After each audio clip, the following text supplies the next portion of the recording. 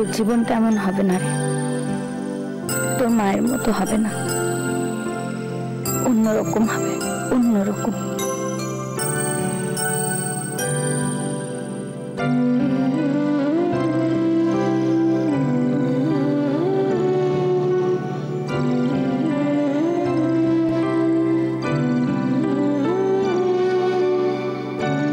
তোর জীবনটা তুই নিজের ইচ্ছেই চালাবি। সবাই তোর ইচ্ছের, তোর মনের দাম দেবে, কদর করবে, মানবে তোকে। এমন মানুষের মধ্যে থাকবি, তারা তোকে বুঝবে।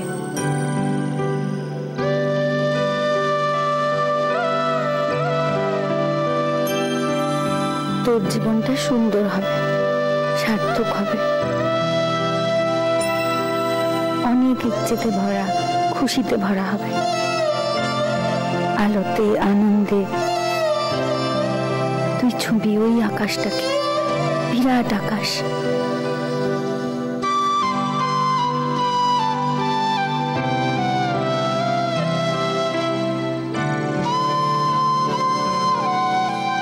তোর মারও একটা চিলতে আকাশ আছে, সে খুঁজে বের করেছে, তুই দেখবি সেটা।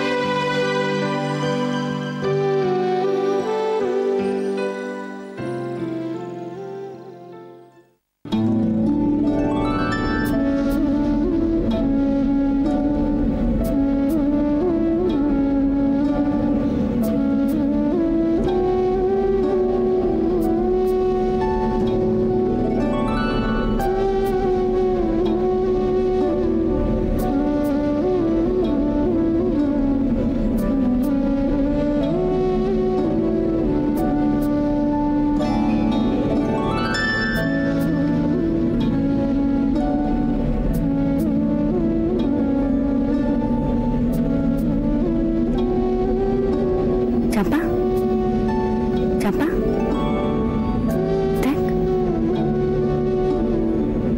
এটুকুই তোর মায়ের পড়ে পাওয়া 18 আনা। তার ভক্তি, তার আনন্দ, তার জীবন কাটে। জানিস, এবারই সকলে ভাবে এই মানুষটা তারা জীবনকে আমি আলো বাতাসের জন্য কেঁদে মরল। কি দরকার এতে?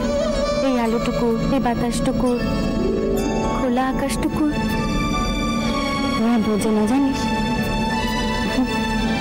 বোঝে না। কি জানি, আমি কি বোঝাতে পারি না ওদের কি ভীষণ দরকার এটুকু, নইলে যে বাঁচা যায় না।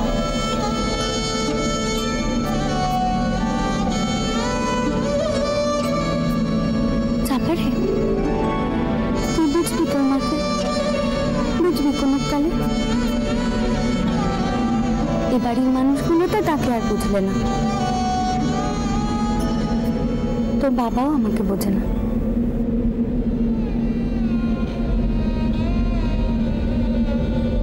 সে এখনো ভাবে মেজ বউ বারান্দা পায়নি বলে কষ্ট পেয়েছে। চাপা, তোর মায়ের কি বারান্দায় কষ্ট থাকতো যদি না কেউ তাকে ঠকাতো? সে যে ঠকেছে তার কাছে,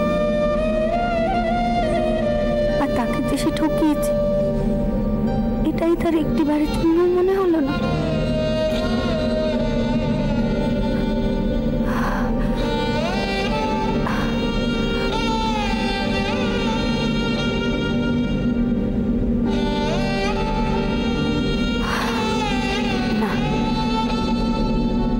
আর মেজে বউ কিচ্ছু চাইবে না, সে আর হিসেব করবে না সে কি পেল না পেল। কেন জানিস? সে তোকে চেয়েছে, তার সমস্ত অন্তরটা দিয়ে সে তোকে চেয়েছে। সে তোকে পেয়েছে, তুই তার সব না পাওয়া ভরিয়ে দিবি তোর হাসিটুকু দিয়ে। তুই তার জান, তুই তার আলো, তুই তার আকাশ, সব সব।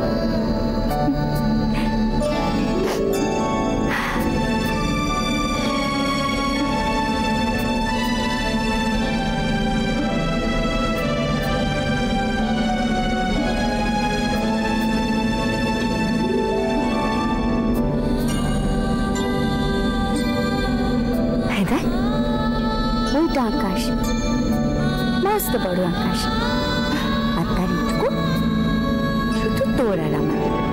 আমরা রোজ এখানে এসে খুঁজব সপ্তর্ষি, কালপুরুষ, শুকতারা, আরো কত নাম জানি না এমন সব কটা তারা। হ্যাঁ, আমরা দুজনে মিলে খুঁজবো আর একটু একটু করে খুঁজে পাবো। ওই তার চাঁদটা, ওই চাঁদটা আমরা রোজ দেখবো।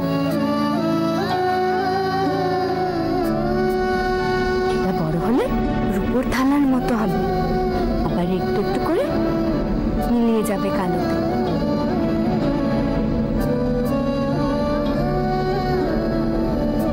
চাপা, তুই না, তুই এবারে যত কালো, যত অন্ধকার, যত নিচুতা, খারাপ সবকিছুর বাইরে থাক। তুই সবকিছুর বাইরে গিয়ে বড় হবি, মানুষের মতো মানুষ হবে। তারপর একদিন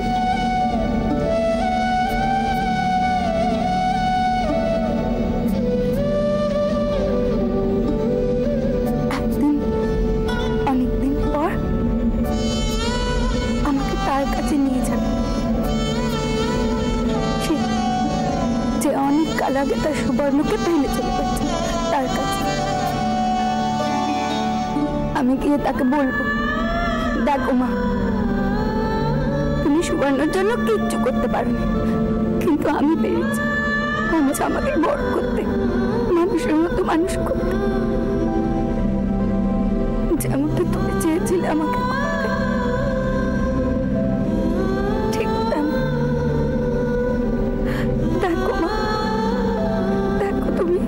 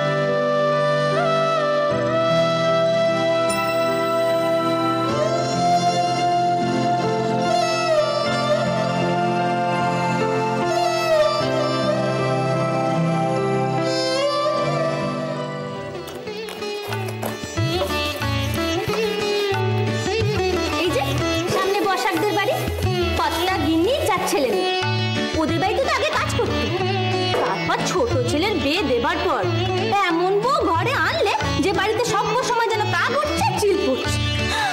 কি কথা! তা হ্যালো, তোর কথা কে থাকতারে? এই হরিদাসী? আমিও গিয়ে সোজা গিন্নিমাকে বললুম, মা অনেক হয়েছে, এবার আমাকে বিয়ে দাও। সে বেচারি বড় ভালো মানুষ ছিল, একটা কথাও কইল না। আর ওই যে পাড়ার মোড়ের কাছে মুখার্জিদের বাড়ি, ওদের দেখেই তো সেই কথা কেন হয়েছিল। মুখুজ্জে কুটিল কিপটে। কই শুরু হলো বৃত্তান্ত। এদিকে দেখ, মাজা বাসনে ছাই লেগে আছে। দাঁড়া তো।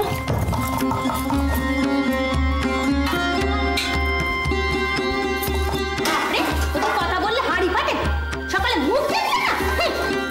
বাপরে বাপরে বাপ, সকাল থেকে কান মাথায় করে ঝালাপালা করে দিলে। আচ্ছা আচ্ছা, হয়েছে, অনেক হয়েছে। এই দেখো, এটা কি?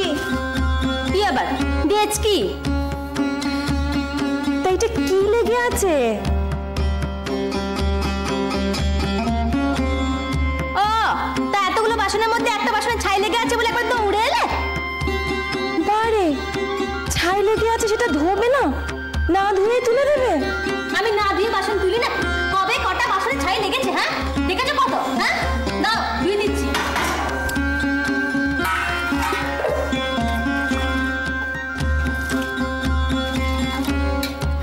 আরেকবার ভালো করে দাও। এখানে রাখো।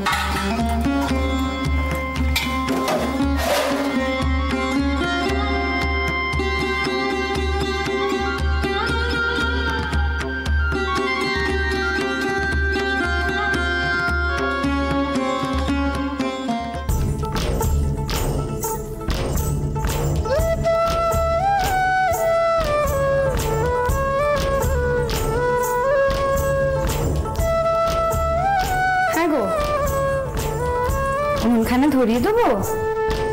না না, আমি পারবো। মেসি শোনো, বলছিলাম তুমি সত্যি সত্যি বুঝি ওই ছাদখানে উঠবে গো? নইলে দড়ি খাটালুম কেন? শোনো না, ওখানে উঠো না। কাল রাতে না আমি ওখানে কাদের যেন সব ছায়া দেখেছি গো। ছায়া? হ্যাঁ গো। মেয়ে মানুষের, মানে পেতনির? বাবু, তুমি যে কি বলো না, আমি কি অত শত দেখেছি নাকি? তবে সে ছায়া আমাকে দেখে ভয় পাবে, তুমি ভেবো না। উমেশদি, তুমি জানো না তেনাদের তো ছায়া পড়ে না। পড়ে না? তবে তবে তুমি যা দেখেছ তা তেনারা নন। তাহলে কি?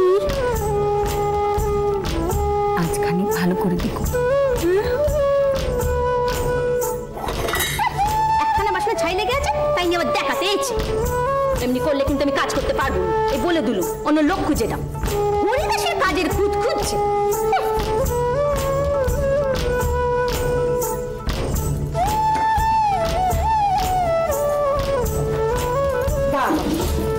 মেয়েটি বুঝি ছাদে ছিলে? না। কেন? না, নিচে নামতে দেরি হলো কিনা তাই ভাবছি। বাড়িতে মনে হচ্ছে ছাদ নিয়ে ছাড়া আর কিছু নিয়ে কথা নেই। নেই তো, অমন সৃষ্টি ছাড়া কাজ কি কেউ কখনো দেখেছে? আচ্ছা, তোমার প্রাণে কি একটুকু ভয় ডর নেই গো? অমন নেড়া ছাদ, একটু নিচের দিকে তাকালেই তো পেট গুলো। সেই জন্য তো বলছি, ওকে নিয়ে আর কারো গিয়ে কাজ নেই, ও কাজ কেবল আমারই। বাবা, তোমার? তুমি তো ভারী সাবধানী মানুষ কি না? তারপর কিছু থেকে কিছু হয়ে গেলে?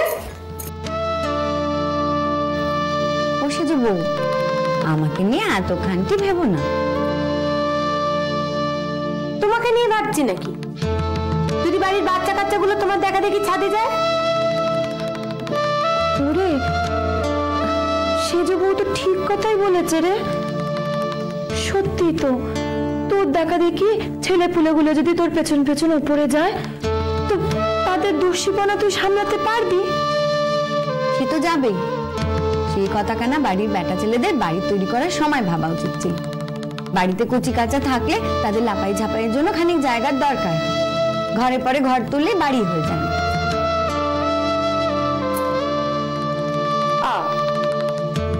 বুঝেছি, তোমার সেই বারান্দার সবখানে মেটেনি বলে তুমি এত কথা বলছো।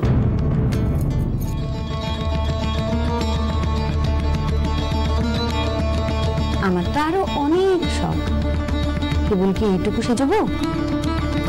বললে বুঝবে।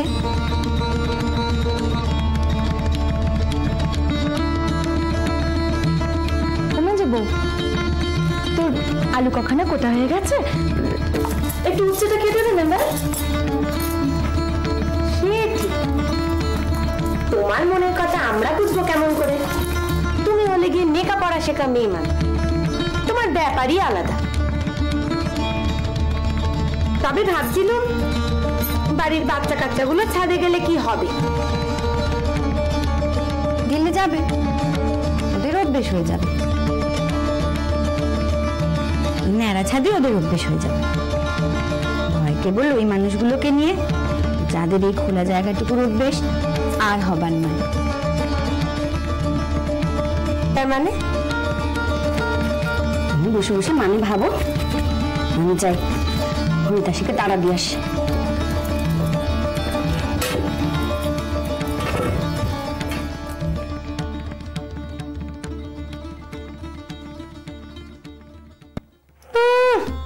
দিমাগ একেবারে মটমট করছে, কিসের যে দিমাগ তা তো বুঝি।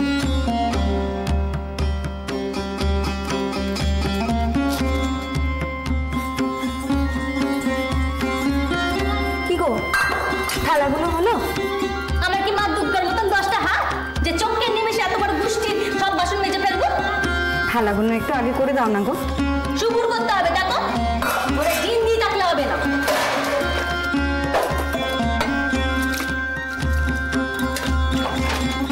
মেয়েদি কেমন ট্যাকস ট্যাকস করে আমাকে 4টি কথা শুনিয়ে গেল। বসে যে বউ, তোর সর্ষে বাটা হলো? হচ্ছে তো, দেখতে পাচ্ছ না? কথা করিও না বদ্দি, ওনার কথা আমরা কিচ্ছু বুঝবো না। না, আমরা সকলে মুখ্য তো তাই, আর উনি একেবারে। তোমার শেষ ঠাকুর ওই চাঁদের ব্যাপার নিয়ে ভারী রাগ করছিলেন, বলছিলেন ওইসব মায়ের কাপড় শুকোতে দেবার ন্যাকামি না অন্য কিছু।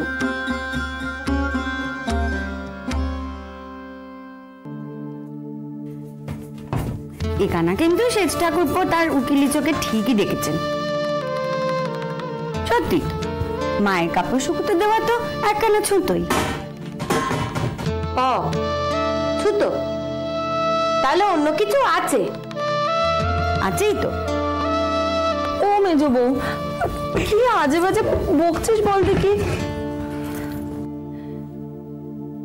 আজে বাজে নয় গো দিদি, তুমি জানো না মেজ বউয়ের মাথায় সে পোকাগুলো, সেগুলো তো মাঝে মাঝেই নড়ে ওঠে, আর তখনই এমন অনেক কিছু হয়ে যায়।